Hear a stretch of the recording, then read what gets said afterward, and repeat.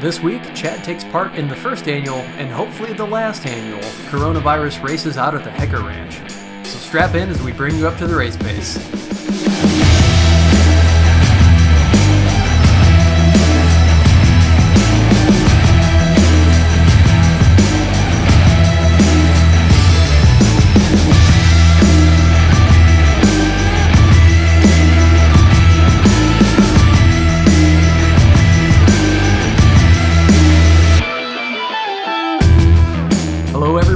Welcome back to Race Pace, sponsored by CW Motorsports. I'm Doug. And I'm Chad. And for once, there actually was racing this weekend. It might have been illegal, it might have been unsanctioned, it might have been a lot of things, but it was racing, and that's what counts.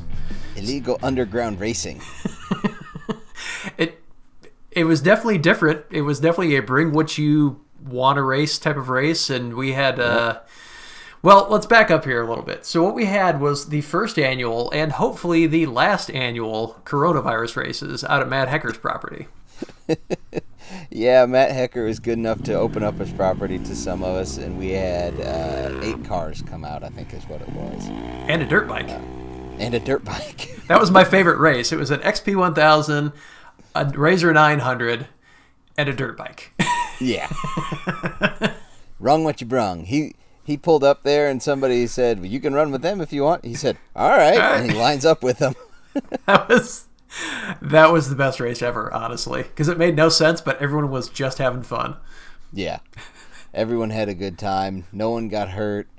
No one really broke anything. Ralph had a couple problems, but nothing major. So no, just people... it was a beautiful day. It was people getting outside, people having fun, and like you said, just people running whatever they happen to bring with them. And the only thing that would have made that race better is if you had a remote control car and a Tesla in the mix. A little Zeppelin or something. Yes, everything. Just put them all in there. Yeah. It's kind of how I make chili. I just look at what's in the cupboard, and that's what goes in. Throw it in. So what we did was we all met up out at Matt's place. And even though we had just had rain the day before, the track was perfect. We actually had a little dust by the end of the day because it's a lot of sand where he's at. So, but it tacked up real nice. So he has about 30 acres. It's not too big, but he has a nice open, what we call the flat track, is big field section. We ran the borders of that. We did that, and then we did 2 rounds of XC-style racing in there. Yeah, which I thought was really cool that you guys were actually mixing it up and doing different styles of racing while you were down there. Yeah, we were going to do drag racing, but to do that, we were going to have to move the trucks and where we parked. And everyone was like, man, I don't really care about drag racing that much. Yeah. I mean, all the cars that showed up were XC-style cars. Mine was the only one that was kind of set up for flat track, more or less. Well, and honestly, these machines, they're rev limited. I mean, they run out of revs before they run out of horsepower. So basically, you get up to about 90, the motor runs out of RPM, and then that's kind of where they sit. So you're down to maybe this guy's got a slightly smaller tire, so he gets a little bit better jump off the line, but it's, yeah. Yeah. It's not like street racing where you're competing to see who built the best motor. I mean, they all just kind of run out of RPM at some point because they're built for a different purpose. Right, that's pretty much what it was. And even on the back straightaway of the flat track section, I was getting right up towards the top of my RPM range. I mean, I was just running out. So the question I've got for you, I've watched some of the videos and we're throwing some of those in here as well. How do you like the 26-inch firmer tires versus the roly-poly 30-inch carnivores? I definitely like them. So here's my thoughts so far. I mounted them the night before, didn't even roll it out of the barn like prior to just putting it on the trailer and going. So it's like we'll see how it ends up. This is how every race goes. Noted. Yeah, pretty much. I put 15 PSI in them. I think I'm a little low. I think I need to be up higher around 18 or so. Oh, really? They're rolling over. Yeah, they're rolling over a little bit. It's not bad. It's just a little bit. How many ply is that carcass? They are 6. Okay. On those. So they're not bad. The suspension, I run a soft suspension. Doug knows this. I even noticed in the video there, sorry, I got to butt in here, but I was watching the video and I'm watching that thing lean and I was like, put some more spring in it. Well, the thing is, I don't want to stand it up any taller. What I really need is, if I'm, well, and I am going to run short course, but probably what I'm going to need to do is put limiting straps on them. Yeah, that'd help. Force it to stay down a little bit more. I'll probably crank the spring like I'm going to raise it up to firm it a little bit and then limit strap it a little bit. The ideal way to do it would be to shorten the shocks. But aside from getting a separate set of shocks and having them rebuilt, which is not cheap either, it's just not in the budget for right now. Yeah, I mean, because really ideally, if you're going to try and lower that thing down and firm it up, you're, like you said, you're shorting the shocks, but you're also putting a different spring in there that had a shorter spring that has a higher rate. So it's stiffer, but it's not going to stand it up more. And now you're getting into some real money. Right. And once you do that, you need to revalve, and yeah, you're chasing everything at that point. Yeah. That's where you better have factory backing. Or a shock manufacturer's backing. Something. But I like the tires. They handled real well. So the way we ran it was one of the guys was there. He wasn't racing. He would sit there, and basically when he saw you leave, he started a timer on his phone. And when you came back around to the same little post that we started at, he stopped it on his phone. They told me when I was there, and I felt like I was running pretty good. I felt like I was pushing it pretty hard. And all the guys I was talking to, they said, man, that thing moves. You're running as hard as everybody out there. And then I get up there and I ran my lap, and I don't think my lap was my fastest one. I think I'd ran some faster ones in practice. But I get up there and they said, well, you're about 1 second faster than the RS1 and the 1000 XP, and about 2 seconds slower than all the X3s. Because I was the only turbo raiser out there. Everything was either RS1, it was like a 1000 naturally aspirated, or X3s. Yeah, that's... So I kind of thought, I was like, I didn't feel that slow, and I kind of thought, I almost got down on myself. I'm sitting there thinking, maybe when Wagglers opens up, maybe I should just do the Pro-Am stuff. If I'm that slow, I don't want to get out there and just get in everybody else's way. If I'm on it's about a 50 to 60 second lap, depending on what car was running it. And if I'm like 3 seconds behind the fast guys on a 50-second lap, they're going to be lapping me on in Wagler's short course. It doesn't sound like a lot until you realize, the shortness of this particular track and everything else. 3 seconds is quite a bit. Yeah, you start adding it up, and it's like, man. So anyway, I was just like, okay, whatever, it is what it is. I kind of felt down on myself, more or less. I didn't feel like the Razor had all the power I wanted, but it felt like all the power I always had anyway. Yeah. So I got up this morning, I think it was, or maybe it was late last, no, it was whatever, either this morning or last night, and I was like, hey, I forgot I did a Facebook Live during this whole thing, and I handed the camera off to someone else while I was running my lap. And I was like, this is perfect, because I'll just take the video, and I'll time mark it when I start, time mark it when I come back through, and I'll do that to a couple other guys that I remember their lap times because they read them off. Mm-hmm. So I was like, I can at least see where I fall. Well, it ends up they added like 2 seconds or a second and a half or so to my lap time. That's not on purpose, I don't think. So actually, I ran the same lap time as near as I can tell to Tyler Brittingham, who's in like a 200 horsepower X3. Mm-hmm. It's Matt Hecker's old car. I was about 1 second behind Matt Hecker in his new 2020 X3, and I was about 1 second faster than Brad Ashby in his X3. So I was just right there in the mix with all of them. So what you're telling me is this is the reason they don't pull a guy off the street with an iPhone to time, say, King of the Hammers. Yeah, pretty much. I mean, I'm sure they didn't mean to do any of it. Yeah. But you start it slightly early and you end it slightly late, and all of a sudden you've added a second or more to somebody's time. Yeah. And, I wasn't basing the times off what they read them, because I went and I timed like Tyler's lap and Matt's lap and Brad's laps that I had on camera, so that I knew, okay, I remember their times, and I'm going to time theirs based off video too, and see where I fell. Well, I fell a lot closer to them than what I thought. Well, and how many times have you tapped the screen on your phone and it hesitates for a second before it even does anything? I mean... Right. Oh, I'm not saying these guys at all did it on purpose or added time to it to be mean or whatever. But there's just saying, so many variables there. Yeah, exactly. Right.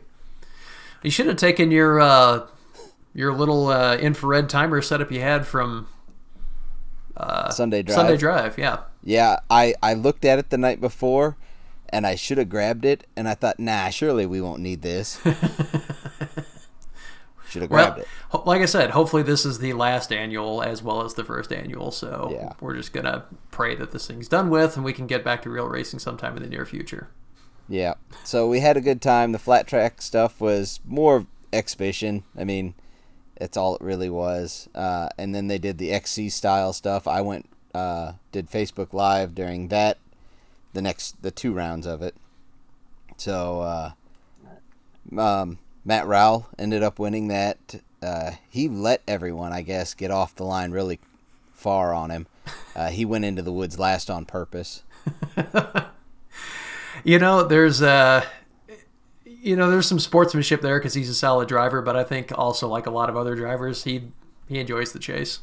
Yeah, he wanted to chase, he said. Yep. So Brad Ashby got off the line really well. He was in his RS1, and he led for 3 or 4 laps, something like that. And then Matt Hecker was in front of Rowell, and Matt Hecker pulled off to the side to let Rowell around because he knew that he was faster than him. And Rowell ran him down within a lap or 2. He probably made up, I would say 10 seconds or better in 2 laps. Wow. And then Brad had some problems, and his goggles basically were just a mess at that point. And he clipped a tree, and that gave Matt a chance to get around him. And then Matt was just gone. He was checked out at that point. Yeah. Man, it sounds like a ton of fun. I was tied up all day Saturday and wasn't able to make it down there. But honestly, I feel like I should have brought the Windy Bagel down there. We could have all just camped in the field at the end of it. It was a bunch of fun, honestly. There was so when you go racing, those of you guys that don't race, when you do go racing, there's like this whole I need to preparation. I got to check everything over. At least that's how I am. And then there's money on the line because you've paid to register and all that stuff. So you're kind of, wanting to win more. There was none of that. It was all just, we're just going out to race and have fun. It was a blast. A lot of, there's nothing wrong with the competition, but in a lot of ways, that's what amateur racing should be, Right. And I think it's easy to lose track of that because there is money on the line, and it's just a different feeling when you're going to an event and you're paying to register and there's 40, 50 other machines there, versus this is, basically a fun hair scramble type of a thing. So yeah, it's good to have a mixture of both. It's good to have ones that remind you why you race just for fun. Yeah. No, it was a good time. I would definitely do it again. Now, what Chad doesn't know, and he's just about to find out right now, is that I actually raced him this weekend as well. Oh, did you? I did. I was playing Forza Horizon 4. Okay. And there is an XC race series in the game. Oh. And so I showed up to an XC race, and I had to purchase a different car because evidently my Ford Escort Cosworth, my 92 Ford Escort Cosworth, was not set up for XC racing. Who knew? Yeah. So I ended up in, what did I buy? I think it was an Ariel Atom, or what's the off-road version of that? What do they call that? I don't know. It'll I come keep to me wanting here. to say it's a Baja or something, but it's not that. No, it's whatever the aerial off-road platform is. I can't remember. It's the same thing, just with slightly bigger tires. And what it does in the game is it picks from your Xbox Live friends list and puts their names above the other cars just for laughs. Oh. And you were in an X3. Ooh. On an XC course. Ooh. How did I do? You were doing really well until I put you into a tree and won. That sounds like you. You were out near. And that sounds like me. You were out near the front for most of the race, and I started catching up to you, weeding my way through the pack, and I got up close to you, and I may or may not have pushed you off the track into a tree and then took the win. It's tough to say. It's all kind of a blur. Yeah, that sounds about right. So checkers or wreckers. Checkers or wreckers. So you did really well. I'll, give you credit. You looked really good in that X3, so maybe you want to consider that in the future. But maybe you don't want to race against me directly. Not sure. Maybe not. I definitely find I race different in video games when there's literally no repercussions for doing terrible things to other people. Or to myself. Now, see, the iRacing thing is a little different. It's way more, I'm going to say realistic, but it's truly a simulation. It's not a video game. And I know people say, oh, it's just a video game. It really isn't. A video game drives a lot for you. Yeah. A simulation, if you're on the gas too much or you turn too much, it's going around. It's what it's doing. Yeah. But they also have, ratings. And, you could say, I don't care about the ratings, but then you'll just be racing in the crap rookie classes all the time. They've got that, but I hadn't done this at all, and I was wondering, will they actually black flag you? If you just spear somebody? Oh, yeah.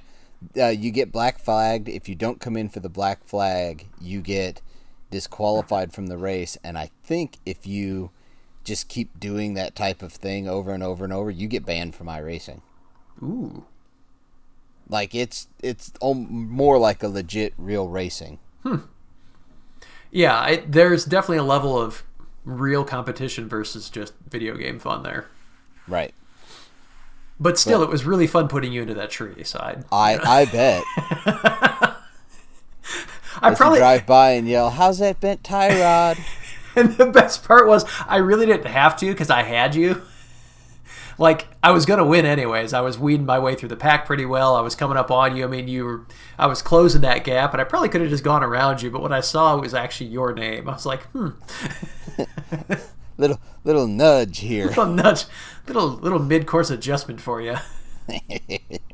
Thanks, Doug. Anything for you, buddy. Yeah.